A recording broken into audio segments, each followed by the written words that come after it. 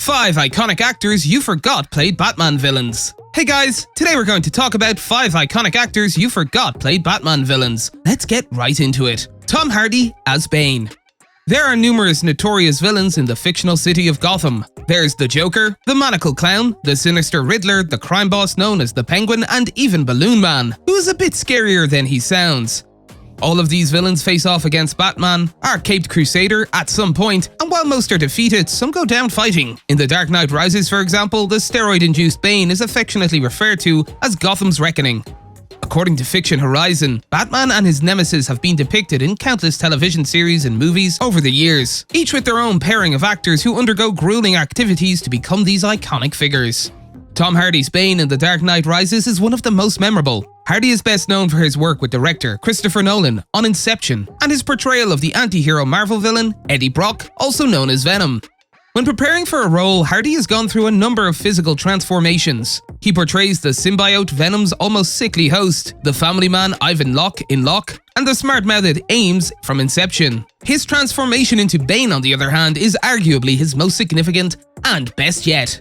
Aaron Eckhart as Two-Face. Aaron Eckhart has starred in a number of films over the years to broaden his filmography. His portrayal of Two-Face in Christopher Nolan's The Dark Knight may be his most notable role.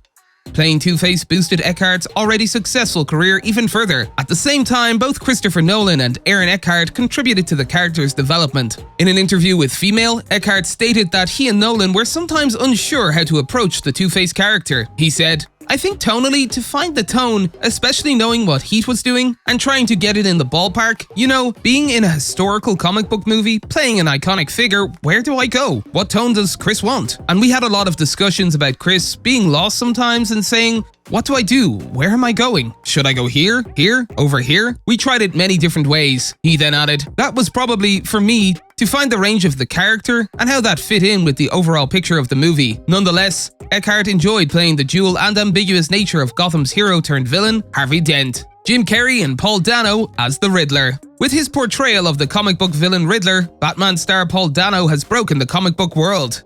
Jim Carrey noticed his iteration, which was meant to scare the audience while also providing depth and a more grounded take on the character. Dano's version of the Riddler was a man of the shadows, as he was inspired by Batman himself. He was often portrayed as a man in a bright green suit with a more open demeanor.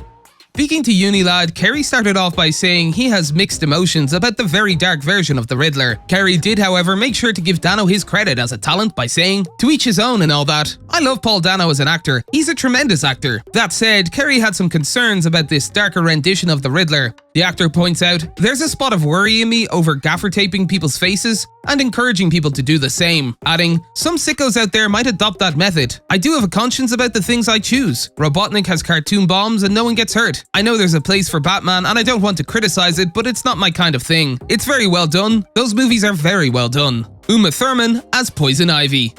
The 1997 film Batman and Robin isn't the most well-regarded depiction of the Dark Knight, but Uma Thurman is grateful for the experience she gained while working on it.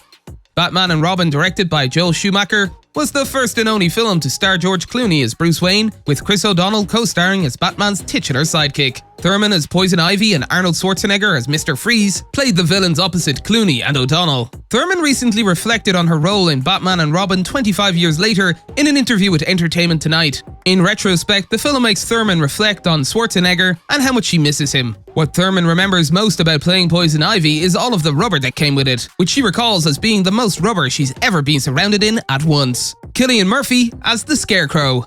Before it became known as the beginning of director Christopher Nolan's genre-transformative trilogy, Batman Begins was a curiosity. After all, it was released in the ignominious aftermath of 1997's Batman and Robin, making it a reboot that few fans wanted.